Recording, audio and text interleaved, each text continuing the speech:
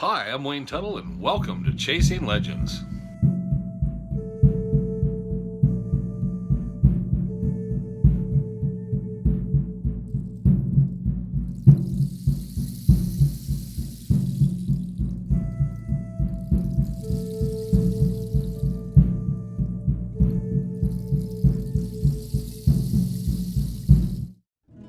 Welcome back to Chasing Legends. Once again, I'm the host. I know. But we carry on. Please hit the subscribe, hit the notifications bell to get updates and see what's going on. Every Monday we come at you with Chasing Legends, and occasionally there's something else. Go to the About section. It'll hook you up at represent.com for the short sleeve, the long sleeve, the gray, the black, Legend of Superstition Mountains and Dutch Hunter Rendezvous. Rendezvous coming up 5th, 6th, 7th of November at the Dawn's Camp in the Superstition Mountains. We got the video and stuff up about that. So that being said, let's get to today's story. So today I was trying to pick from a number of different things, and last week I almost told this story. It was significant for a reason, and kind of bubbled up, and then I kind of thought, I'm gonna do something different than that, and I kind of wanted to let it sit and kind of see how I felt. And then this week there was, I always have several ideas, and then I kind of wait to see which one kind of takes hold, and I finally decided, you know what, yeah, that's the story I kind of wanted to tell. I probably should have told it last week. And so we're going back to probably, I think it was March 1975. So we're going to kind of go back in the machine, go back further. I'm just a youngin' at that point, was just starting to make my first couple of years, 2-3 years into the mountains. So it's very early on for me. At that point, I always refer to myself as, most trips, I was a piece of baggage. Some of us have been there before when we're pretty young, and that's what I was at that time. So we start as, my dad wanted to go on a trip. The man who raised me and started bringing me out into the superstitions, he wants to go on a trip. He was going with a friend. I'm pretty sure the friend's name was Richard or Rick, and he was bringing his son. So we met them out there. We went up by Hewitt, and there are parts of the story I remember very, very clearly. Obviously, this is quite some time ago. And then there are parts of the story that I'm just not quite sure. And I always kind of explain that as I go. I think it was just being young and unfamiliar with the area. I'm pretty sure we were up in Hewitt because we went down past the junction.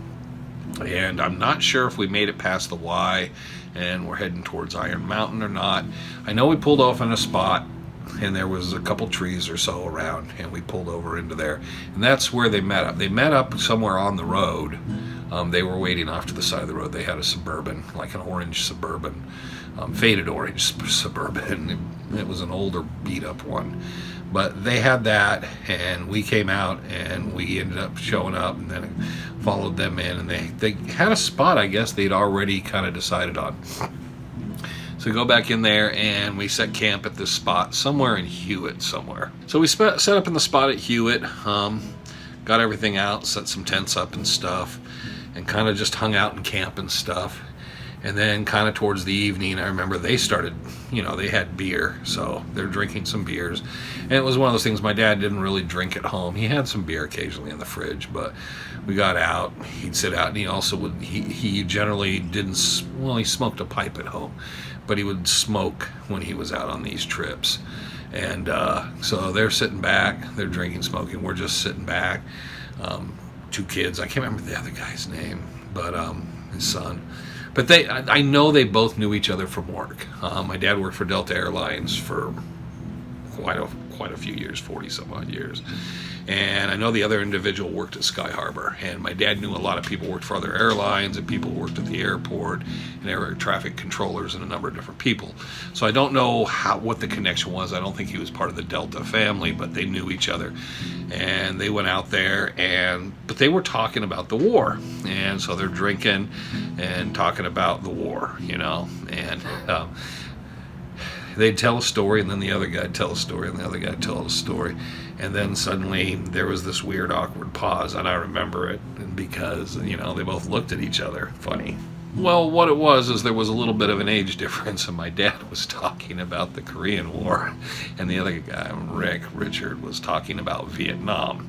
And this happened to my dad a few times because he would be around with some guys, and they would be talking about something similar, and then they would drop something, and then they would all look at each other and go, what the hell are you talking about? So my dad was talking about Korea, and the other guy was talking about Vietnam. And I don't remember too much about that first night. I remember that happened, which I thought my dad used to talk about that, actually joke about it, about that part of the trip.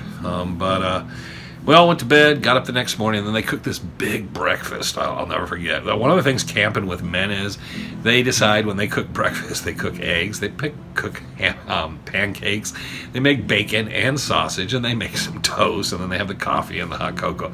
There was 4 of us, 2 men, 2 boys, and there was enough food to probably feed 12 men. But they just cooked it. But there was another problem with this. One of those associated problems that I grew up with my entire life. My dad must at some time experience something in his life where he didn't like food that was not well cooked. So if he cooked steaks, you had to fight to get your steak off the grill before it was charcoal broiled. And so he would overcook eggs my entire life. It didn't matter if he was outdoors at a camping or he was in the kitchen at home. He would overcook the eggs, and overcooked eggs are not great. He would overcook the scrambled eggs, the fried eggs, the pancakes, and it was like, so you're always trying to go, no, I'm fine. And he'd be like, no, they're not done yet. As far as him, and my mom would always, I remember saying, no, your dad cooks just fine. I was like, no, he cooked till there was something black on something. When it was black, I'll never forget sitting at his house one day, and we were cooking steaks, and literally we had a real huge argument because I did not want my steak a piece of dry blackened meat. But that was how he cooked things. And so the breakfast was great, but it was like whenever this guy Rick was cooking, I was getting some food off of there because I knew the bacon. I love that bacon that still is kind of not super crispy. And my dad, man, when the bacon was crispy, it was crispy. It was as crispy as you possibly could get it before it just turned into a stick of charcoal. So they cook the breakfast and all, everything gets cleaned up, and then we go out and we take off. So we're heading out. And they said, and we got in the Suburban, and we took off down the road. Now, I don't remember if we continued on towards like Iron Mountain or something, or if we went back a little ways. But I know we turned up into a wash, and then we dropped and drove in this wash, and then there was this little road, and we dropped over and ended up in another wash. And I remember that because then we just pulled over, and I was kind of trying to figure, where are we going? Do they even know? And they seemed to know where they were going. They were talking about it. And then we pulled over, and we got out of the Suburban, and we were getting our stuff together. Now, we all had packs. We had brought packs. This pack, and someday I'm going to have to pull all the old packs out, because I had the old orange frameless pack that I went to the Grand Canyon in a couple of years before that. And then I had, probably at that point in time, I must have had my green Kilimanjaro. But I'd also acquired this old canvas tan pack that had a frame, but it was smaller than the other two. And I do believe I have that one, and it had to be from late 60s, early 70s. It was like an antique when I got it, I thought. Anyways, we had those packs, and we had stuff stuck in it, and I'll never forget, as I looked in to see what was in my pack, and it was like Bisquick and a carton of cigarettes and stuff. And I was like, what are we doing, man? You know, why am I hauling cigarettes in?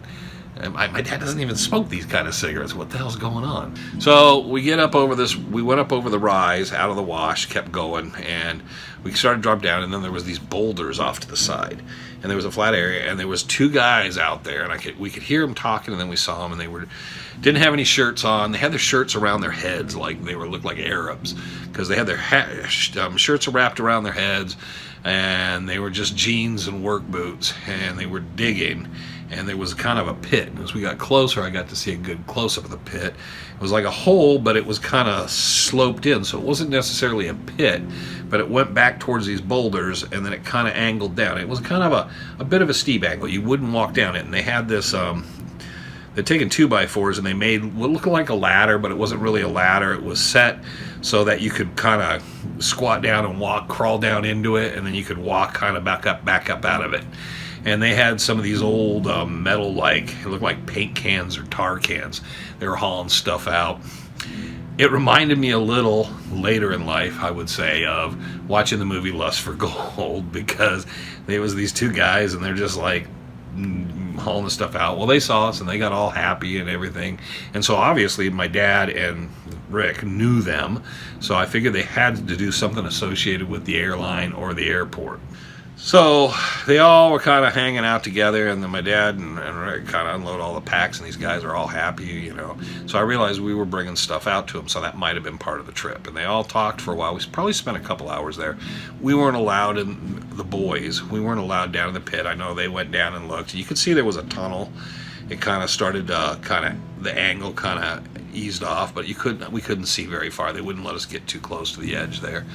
But we kind of looked down and we're looking around, and they were taking the buckets out, but they kind of stopped working, but they were dumping them over the edge by these boulders, and you could see where the stuff was going down in the other side and kind of drop it off.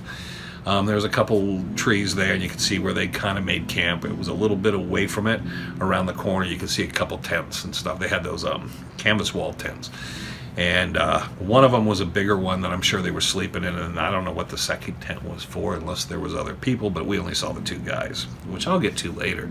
But they were kind of there, and we were there, and then after a while, then it was like, hey, you know what, guys, we're heading back to camp, and that's all I kind of knew. I thought, okay, so that must have been as we were hauling, bringing stuff in, drop stuff off for these guys, and we're going back, and we're going to get back to camp, and then we're going to have dinner later. So it was probably an hour out there.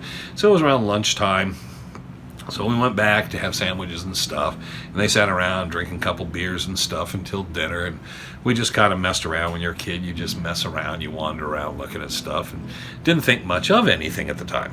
So it probably was kind of afternoon, not evening yet, afternoon, and those two guys showed up. They were wearing their shirts, some shirts now, but they showed up and kind of walked up into camp, and they came in and sat down, and I realized, oh, okay. So my dad and Rick started breaking out steaks. They had a bigger fire pit than we probably needed. Now I understood.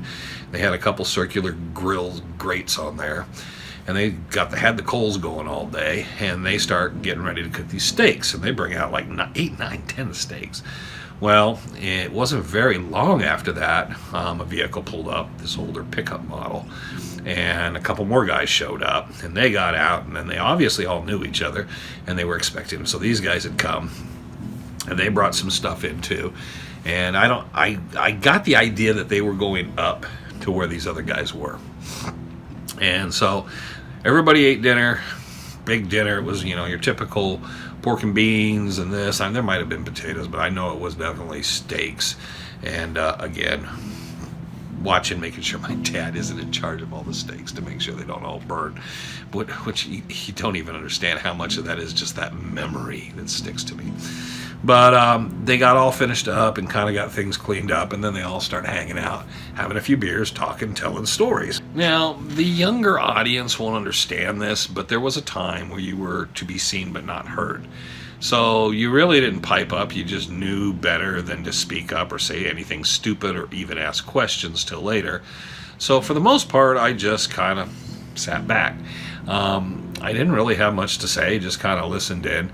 And I got the idea that these guys had a claim out there. My dad knew them, and Rick knew them, and they were trying to get them involved to come on out. They needed other people, and they were trying to do something. They had found this place. They were looking at something else, and had accidentally stumbled across this place. I guess there had been a depression in the ground, and what they opened up was an old mine that had been covered up, and they thought it might be the Dutchman or some lost Peralta mine, and they were pulling and clearing it out, and then they found it wasn't timbered, but it went back became a hard rock mine or a discovery pit or a prospect, and worked back, and they worked back in it, and then they had some of it assayed. I don't know if there was any gold, but they were all excited because there was some silver. Now, gold wasn't worth a lot back then. In 75, gold's nothing like it is today. And silver wasn't either. So, but it was significant enough for them. And they talked about this, and I remember part of the conversation was how they found this, what they were doing, and the plan for it, and the mechanics behind it, and how they could actually get more work done. Did they need to blast it and all this stuff? And I didn't quite understand, but that was kind of what we need supply-wise, and we need manpower, and we need people to watch the site. So I kind of observed, and you just and you get quiet, and then I fell asleep. Next morning I got up and found all those guys just slept on the ground. The two guys that showed up and brought some bedrolls, but the other guys, I guess, slept on blankets or something out there. And I woke up the next morning and there was, 6 guys and the two of us boys. And then someone else came by, and I don't know who he was, but he seemed to know them too. And then they all cooked up breakfast and had breakfast together and talked again. Shortly after that, everybody else got together and was heading back up to wherever that claim was, and just kind of left us be. We were going to pack up, get everything together, and head back to town. So I know my dad and Rick, whatever his name was, but I remember they talked about it for a while, and I kind of was trying to wonder what was going on. And I just still kept my mouth shut, and then they got done, and we got packed up. They said, well, it's kind of a think about it. I'll talk to you. I'll see you. We'll discuss this further, and then we all left. Well, then we're driving home, and I see my opportunity, because now it's my opportunity sitting there. I'm a kid, but hey, I get to sit in the front seat today, and I'm going to ask questions. So obviously I asked, what was that kind of all about? Not in those kind of words, but who were those guys? Did you know them? And all this. And I found out they were people that worked. Most of them were pilots. And I know my dad many years later would talk, and he would reference that trip, but he would talk about a bunch of pilots that used to come in and thought they found the Lost Dutchman, or they were onto something. So he had the story, but I never quite related it to that story sometimes. But he talked and said these guys, and I know Richard, God, I can't remember what he did at the airport, air traffic controller or something, but he worked at the airport as well. So it was a bunch of these different guys.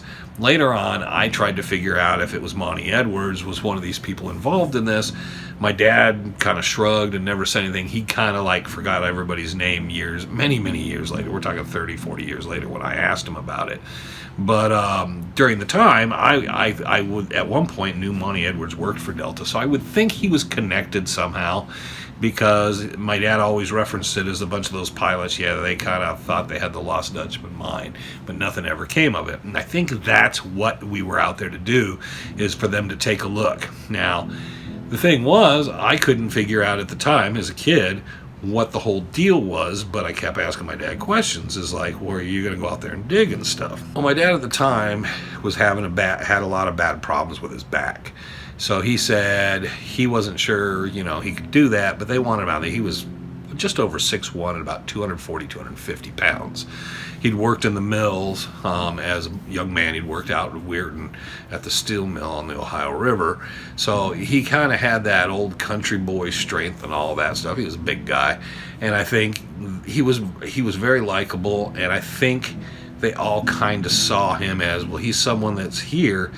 And I got the idea in the conversation that part of the idea was he would be able to tell them which guys were coming and going, coming through.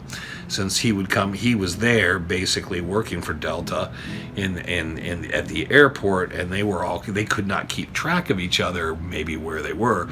They were asking for him to be involved a bit to kind of let them know. And he wasn't real sure about it, because he felt like you're getting into something where everybody doesn't trust someone, and then you're going to tell someone something about someone else, and then they're not going to be happy with that. And he wasn't sure about the whole thing. So I could tell when he was talking to me at the time. Years later, I brought it up, and he had zero recollection of this. So I do remember the conversation, and it wasn't an intense conversation. It was just a kid asking questions, and he was kind of telling me some stuff. But it was odd, because years later, he only knew the part about the Delta pilots. And he would just say, I would bring up and talk about the trip, and he'd remember the trip, but he just talked about, there were some Delta pilots that they thought they found the Lost Dutchman Mine, and that became just kind of the only part of the story he would tell.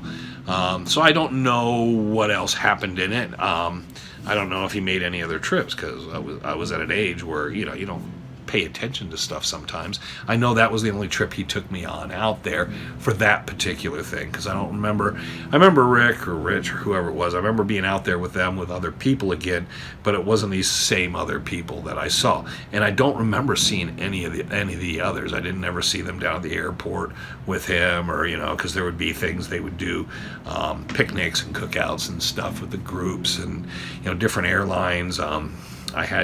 I knew people from TWA and Continental and American. My dad knew these guys from all these other airlines, so there were a lot of functions, but none of them were the people involved in this. So I'm not quite sure.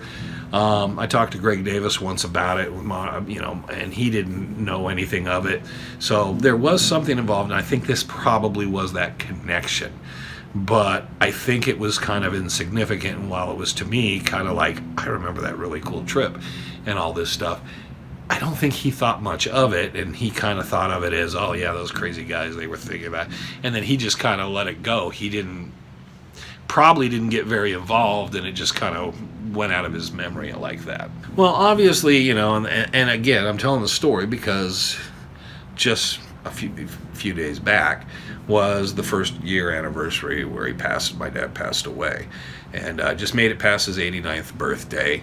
And it was, at that time, I was sitting there going, a lot of people, you always miss people and stuff, but what I try to do in those times is remember things we did that was fun, things that I remember like, hey, I had a really great time.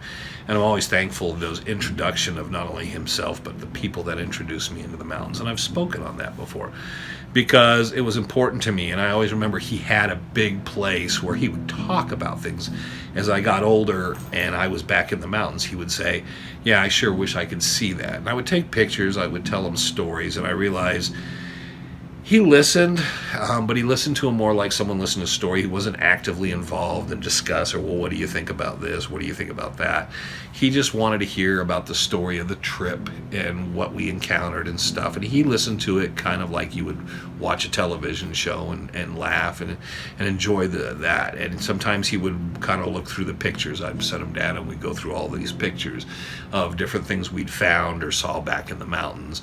And he had an interest, but I could tell as he got older, it kind of becomes more that wistful of, you just know you're not going back. And he was not so much disinterested, but kind of like it just kind of, he just didn't want to spend as much time talking about it. So, there was, but I will say is like, I don't know how many of the episodes of Legend of Superstition Mountains he ever watched. I'm not sure if he ever watched all of them. I know he never watched anything we did on YouTube or something.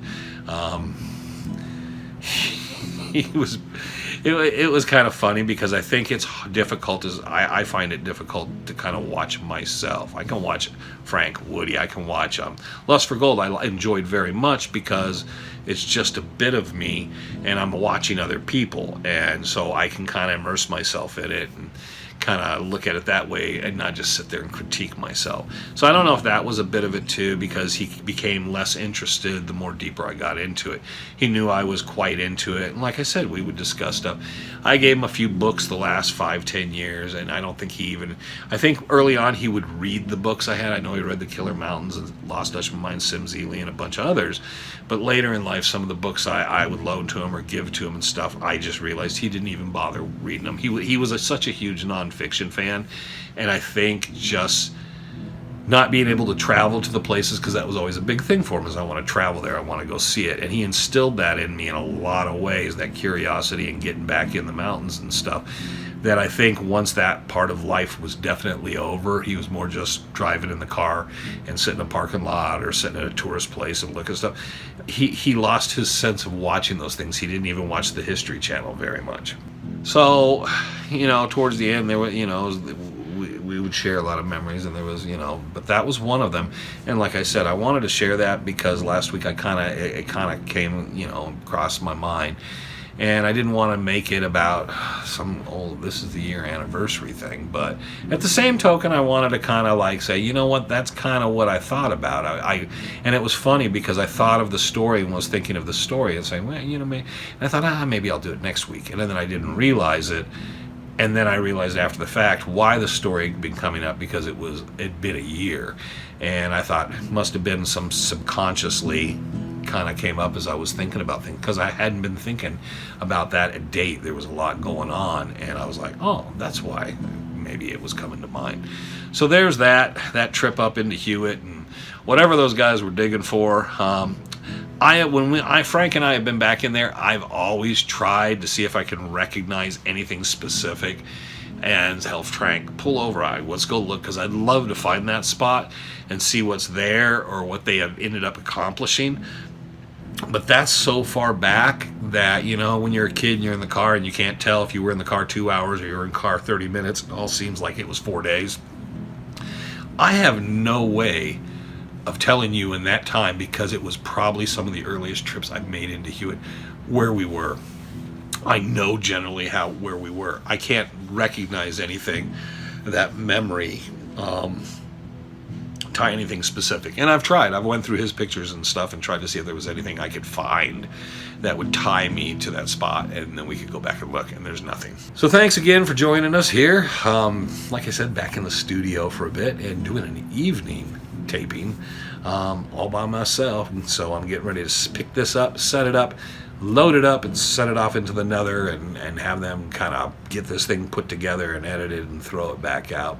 So very cool. But that's that. And yeah, that time back in Hewitt, and I don't even know, kind of like, it's one of those stories that it's kind of a cool story, and I remember some very specific things. I can probably tell you exactly how the beans tasted that night. I can tell you I fell asleep, you know, probably an hour after these guys were done. I can tell you specific things on one guy's conversation, and then there's something I could tell you is like, oh, what car did we have back then?